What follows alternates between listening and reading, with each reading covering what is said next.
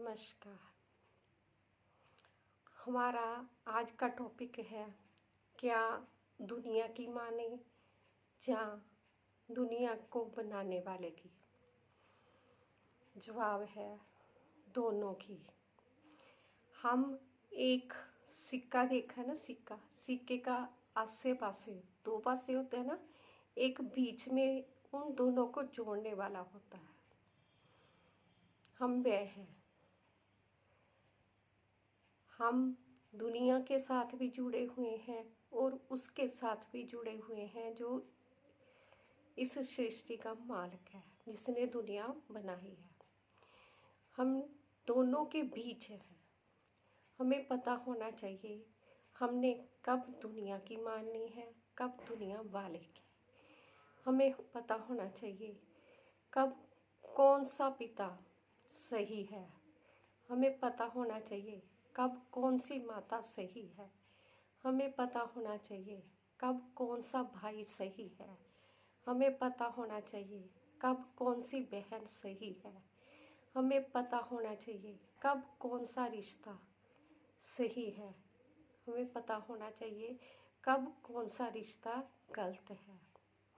हम बीच में इसलिए हैं क्योंकि हम दोनों में हमने देखना है हमने कब किसकी माननी है। असल जोर हमारा कब किसकी मानने पर होना चाहिए। हो सकता है कभी हमें लगे कि हमारी वह रिश्ता सही है जो दुनिया को बनाने वाले ने बताया है। कहते हैं कि ईश्वर इंसानों के बीच बोलता है। ईश्वर कभी माँ के रूप में, कभी पिता के रूप में, कभी अजनबी के रूप में, कभी किसी रूप में, कभी किसी रूप में, कभी प्रकृति के किसी रूप में, कभी फल में, कभी फूल में, कभी किसी न किसी, कभी जल में, अग्नि में, बाजू में, या आसमान में दिखते बादलों में, हर रूप में है। कहते हैं कि ईश्वर कण कण में समाया हुआ है। वे कभी भी किसी भी रूप में हमें प्रेरित कर सकते हैं और हमें ये समझ होनी चाहिए कि कब हमारे ईश्वर हमको प्रेरित कर रहे हैं और किस तरीके से कर रहे हैं। हमें इस तरफ ध्यान होना चाहिए। ये ध्यान तब आता है अगर हम पहले दुनिया के हर रूप में से ईश्वर को प्रेम से ढूंढते हैं। प्रेम से, ना कि नफरत से। किसी ने हमको बुरा भी दिया तो हम ये समझे कि ये बुरा उस इंसान ने नहीं दिया, मुझे ईश्वर ने दिया है। वे मुझे सुधारना चाहते हैं। इसलिए चुपचाप लेकर खुद को देखो कि हमारे में वह कमी है जो हमें दुनिया में बुरा मिलकर दिया गया है। अगर लगती है वह कमी दूर करो। अगर हमें लगता है कि हम में वे कमी ही नहीं जो हमें दुनिया ने गलत दिया है, वे सहन करने योग्य नहीं है, तो वो ईश्वर पर सौंप दे और उस व्यक्ति की फितरत को समझे कि वे हमें गलत क्यों दे रहा है। क्या हमें से छुटकारा पाना चाहता है, या वह हमें कुछ नसीहत देना चाहता है, या वह हमें कुछ समझाना चाहता है, या वह हमारा शोषण करना चाहता है, या वह हमारा अनुचित इस्तेमाल करना चाहता है, या वह चाहता है कि आप हमारे पास ही ना आए, दूरी बनाए। कुछ भी कह सकता है, क्योंकि जब कोई इंसान ऐसा गलत देता है जो हम पाने के योग्य नहीं है, यानी कि हमें हमारे साथ नाजायज़ हुआ है, तो उसका उसमें कोई मैसेज होता है, कोई संदेश होता है। उस संदेश को समझना हमारा फर्ज होता है और ये कोई और नहीं करा रहा होता, ईश्वर ही किसी न किसी रूप में करा रहे होते हैं कि जो तुम्हारे जीवन की राह है ऐसे व्यक्ति से अलग है, इसलिए तुम दूर हो जाओ। ऐसे व्यक्ति से तुम दूर हो जाओ। उस व्यक्ति की राह अलग होती है और हमारी अलग होती है।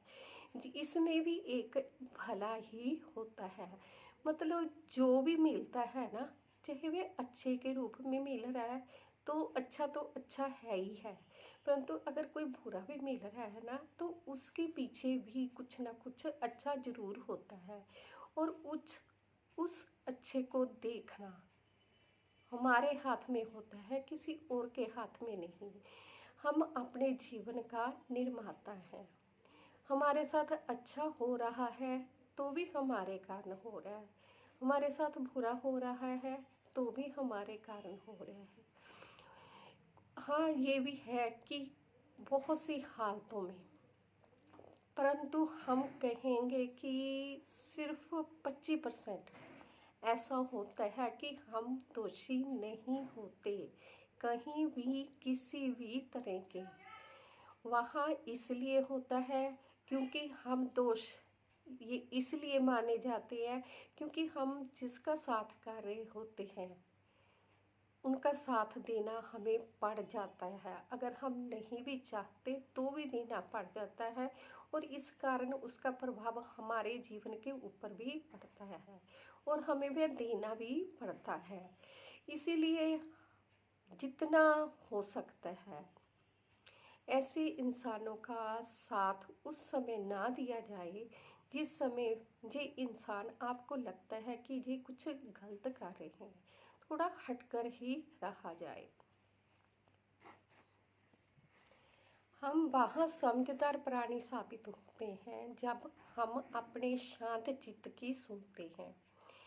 बहुत बार ऐसा होता है कि हम जो कभी विचारते भी नहीं, किसी के बारे में कुछ सोचते भी नहीं, वह भी हमारे मुंह से निकल जाता है।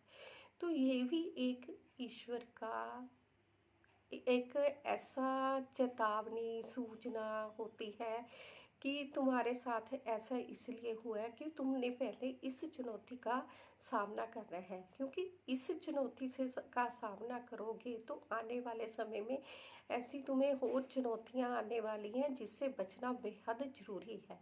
और ये चुनौती छोटी इसलिए है क्योंकि इससे मुकाबला करके तुम इसका हुनर सीख जाओगी और उस चुनौती से बचने का तुम्हें ढंग आ जाएगा।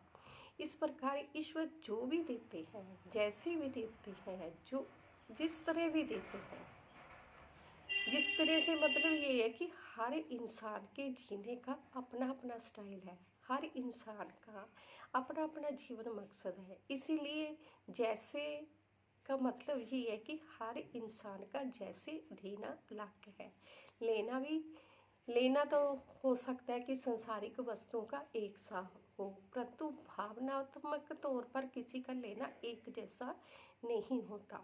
और जो हम भावनात्मक तौर पर प्राप्त करना चाहते हैं, असल में जीवन का लक्ष्य वही होता है। जो हम संतुष्टि, हमारी भावनाएं जब संतुष्ट होती है ना, भावनाएं ही हमारी शक्ति होती हैं और वही उन शक्तियों का प्रयोग संतुष्टि के लिए ही किया जाना चाहिए। और ये भावनाएं हमेशा इंसान का अच्छा भी करती हैं और बुरा भी करती हैं। इनका जैसा प्रयोग किया जाएगा ये वैसा उस इंसान को दी जाएगी। जो इस भावनाओं को इंसान अपने दोस्त की तरह प्रयोग करता है, इनका साथ निभाता है, ये भावनाएं एक अच्छी दोस्त बनकर साबित होती हैं। और जो इंसान इनको कंट्रोल करके इसका मालिक बनना चाहता है, तो ये उसमें कंट्रोल में रहकर भी कार्य करती है और दूसरों को भी कंट्रोल करने लगती है। परंतु अगर कोई किसी ने दोस्ती निभाई है तो ये भावनाएं एक दोस्ती का फर्ज अदा करेंगी। अगर किसी ने इसके साथ मालकाना व्यवहार किया है, इसे गुलाम बनाया है, तो एक दिन ये भावनाएं उस व्यक्ति को अपना गुलाम बना लेंगी। खुश रहें, खुशहाल रहें।